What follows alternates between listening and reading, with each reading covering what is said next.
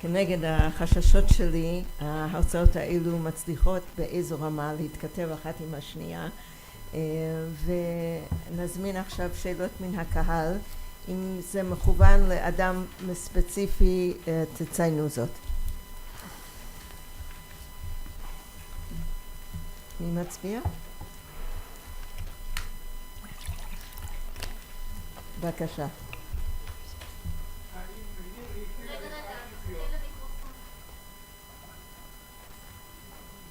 לא שמענו.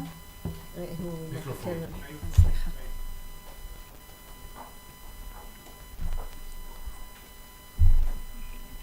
סליחה, האם מאיר הכיר את האפיפיור? אני חושב שכן, היו פגישות בינם. לא כמו היום שכולם מכירים את האפיפיור וכולם עולים אליו לרגל, אבל... יש עוד שאלות? בבקשה. בבקשה.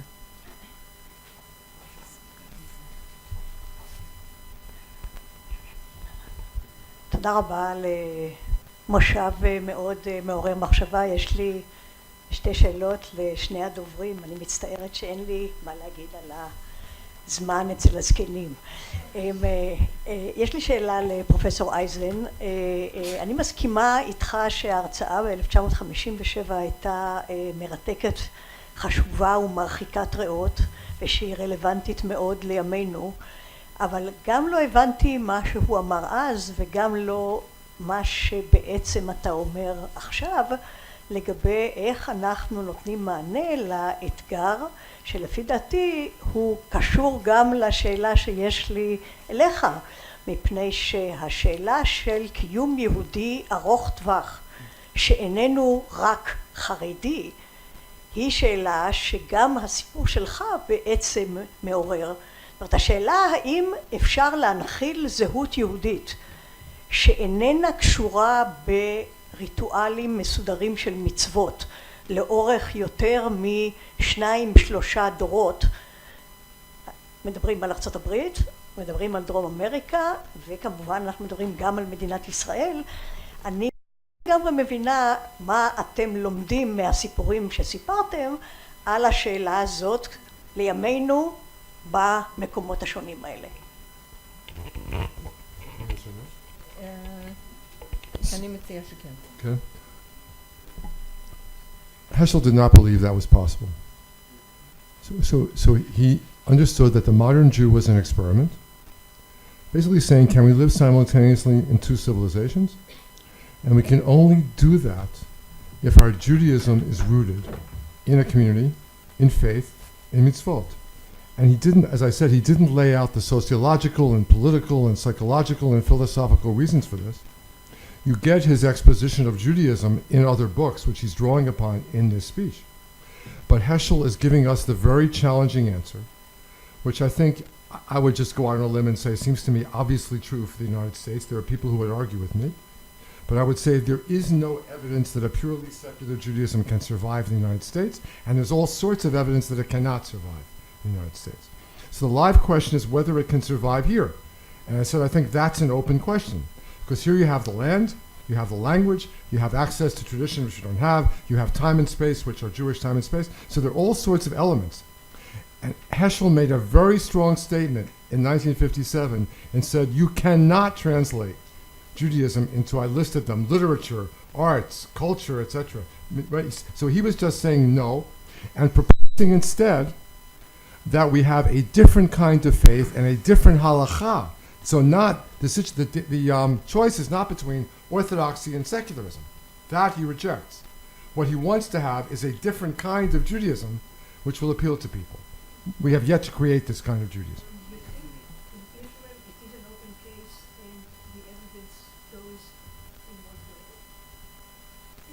So now you're asking me for my judgment without reference to Heschel. I have to say in Israel there's an open case. I just wrote a blog about this actually. I'm spending a month in Tel Aviv, and I'm not bowled over, but I'm very impressed with how rich the Jewish culture is. I'm calling this kind of Judaism Tel Aviv Judaism. It's not nothing. To dismiss this as nothing is ridiculous. This is a serious kind of Jewish identity that has been created in the land of Israel in the Hebrew language. We have to recognize it as such. Right? So I'm saying there's a possibility here. But even so, we're at the beginning of something. We're not at the end of something, we're at the very beginning of something now. Heschel put it in ways that people hear us saying more and more. We've created a Jewish state. What is the Jewish society? What is the Jewish society that's going to be in this Jewish state? And that seems to me a very live question. Art? העניין המקומי של ישראל כמובן שהוא מאוד מאוד סבוך. אני יודע שמתקיימים דיונים על העניין הזה כמעט בכל מקום. אתמול, שלשום היה לנו דיאלוג עם אליזבט שהיא בעצם נציגה של התנועה של התחדשות, החזרה להתחדשות היהודית בצפון, ויש בקרב הקהילה הזאת גם ויכוח מה מקומה של ההלכה או מה לא. אני מסכים גם עם כל מילה של ארני. במקרה הספציפי של רב שמגיע ממקום אחר בממש עושה מהפכה אדירה, אני חושב שהנקודה הזאת היא הייתה, זה פספוס, ממש פספוס. אם היו שמים דגש על העניין הזה, אז המהפכה היו לה מימדים גם מבחינה היסטורית, בכל מיני מימדים אחרים, הרבה יותר רחבים. יש עוד הערות מהקהל, או בבקשה, אברהם.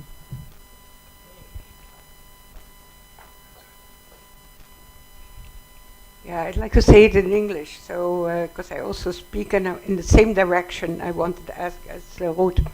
Look, I do think that if we pose the question, and I think this is the question that Heschel also poses, how to translate a religious worldview, a philosophical worldview in a way of life as a Jew, I think every period has its challenges. I remind us all of Hermann Cohen, who already said, from the sources of Judaism. That means if we see that in the 19th century and 20th century in Germany, there was already the question, okay, can you be a Protestant, and are we talking about Kulturprotestantismus? So we have our synagogue and they have their church. No. So that means you can have something authentic, and that is why I do think that the way, and maybe I can also say this personally, most of the families that were very liberal have religious children and not religious, not observant children. And if you see the grandchildren, you ask yourself, what are these grandchildren continuing? And I see that the grandchildren are continuing a way of life that we didn't envision, especially in Israel. That means the Tanakh is becoming more and more important, and also modern Hebrew literature is very important. So that means we have a body of sources, a body of text that allow us today to translate the old text into new text, and that I think is the future. So it's not how you keep, and I also think we're post-denominational, it's not important whether you're Reform or conservative and all that. That is not the question anymore. And that the Rabbanut tries to make us, convince us that's the question, is nonsense. It's their interest. But it's much more how to translate all the values that you have and that you find in your text, in your language, in your culture, in everything that you read and write. Into your question, and that is the individual question in the end, what you choose. תודה רבה. בבקשה, לארי. Yeah, I found this. לארי, תחכה למיקרופון.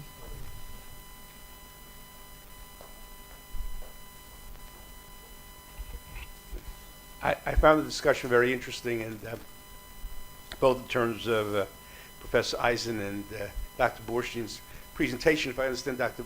Borshtian correctly, the issue is not really secular culture. The issue is that evidently the Agadic Judaism, leaving out the side of the halacha, didn't have the lasting power in South America. So the issue really is, some type of halachic Judaism, and then, if one looks to say, maybe I'll be the first one to mention it here, like the Pew Report, where let's say Steve Cohn and Jack Wertheimer see the dividing line between orthodoxy and non-orthodoxy, where conservative Judaism falls into non-orthodoxy. I mean, the question, which I would say is an open question, and maybe Dr. Eisen wishes to address it, is whether you will have the possibility of a liberal halachic Jewish community, at least in, both in North America and in Israel, which will then be able to transfer that heritage from one generation to another. And I think it might be still an open case. Yeah, it's got to be an open case. This is our task. This exactly is our task. I don't know if the word liberal is the right word, but we know what we're talking about. Yeah, we know. Yeah. Okay, non-orthodox halachic Judaism. Which I think is what Heschel was after. He was after it, yeah. בבקשה. למרות שלא נשאלתי, אני רוצה להעיר שלדעתי יש פה כפל שימוש במושג הלכה, שהוא יוצר המון בלבול. מצד אחד ההלכה מתייחסים אליה כמהות, שהיא מאוד ברורה, ויש לה חוקי עשה ואל תעשה, ומצד שני, ואני חושבת שהשל היה יותר קרוב למשמעות הזאת, כמדומני, אני אומרת את זה בזהירות כי אני לא באמת מומחית להשל, הלכה כמחויבות לממש באופן מעשי את הרעיונות ואת העקרונות שיש בהגדה. ואני חושבת שצריך להיזהר פה להתבלבל, זאת אומרת, האם אפשר היום להיות יהודי מחויב, שמחויב בין השאר גם למעמדם של הזקנים, אבל גם למעמדם של עניים, ולמעמדם של זכויות אדם כבן אדם יהודי מחויב, אבל לא בהכרח להלכה זו או אחרת, אלא להלכה כרעיון, כרעיון שזאת המחויבות. סליחה? ההבדל הוא החיבור באמת לארון הספרים, החיבור לשפה, שהוא יוצר ייחוד מסוים, נכון? הוא לא... מצוות אחרות, שוב, היהדות היא מורכבת מהמון דברים, מחויבות לשבת יכולה להתבטא בכל מיני אופנים, ובהחלט בעניין הזה אנחנו בארץ במצב יותר קל מאשר בתפוצות, כי יום המנוחה שלנו הוא שבת, ואנחנו חוגגים אותו בכל מיני אופנים, ויש המון דרכים לציין את השבת כיום מקודש. זה לא חייב להיות בהכרח בדרך האורתודוקסית, או הקונסרבטיבית, או הרפורמית המקובלות, אלא לשמוע גלגלצ ולקרוא עיתון ביום שישי, זה גם צורה של שמירת שבת.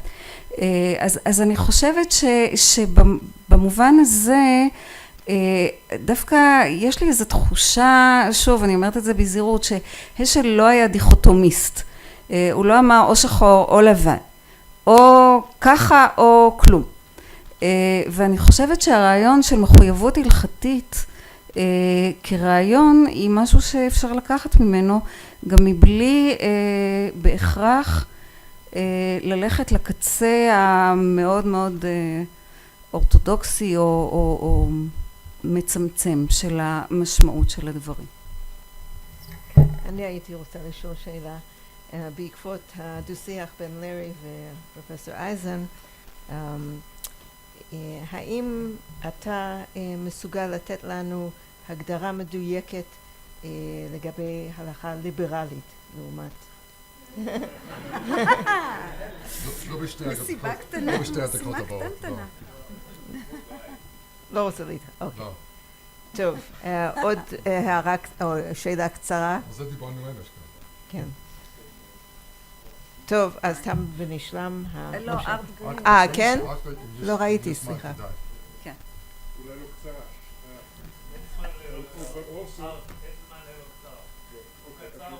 אז שיהיה בקיצור. In this conversation between Larry and Arnie, I don't know that Heschel wanted to create a non-orthodox halakhic Judaism. I think Heschel wanted to break down that line. I think the whole mif'al of Torah min hashamayim is really to show a kind of small O orthodoxy, a broader kind of Judaism that would be able to embrace people on both sides of that line. He once said to me that, I asked him why he didn't quote certain people of Torah min hashamayim. He said, because I want my relatives in Brooklyn to be able to see it as a sefer, not just as a book. So he wanted to include them. He also wanted to include people from the other side. And I think the aim was in some ways breaking down that line rather than creating a non-orthodox alternative. That's the response to it. טוב. I think that's absolutely right. So we claim Heschel as a conservative thinker. Of course, he never once in his life identified himself as a conservative thinker, to my knowledge. That's not what he wanted to do. He wanted to create a kind of Judaism where these boundaries would not be applicable. Now, I can go further, as Art knows. If we have 2 minutes, I'll say that Schechter is famous for his notion of Catholic Israel. If I am correct, And Catholic. I believe that Schechter believed that Reformed Jews had taken themselves out of Catholic Israel. Heschel believed, if I am correct, that Jews had to accept the notion of Torah min hashemayim in order to be part of authentic Judaism of the future. If you reject Torah min hashemayim, you're out.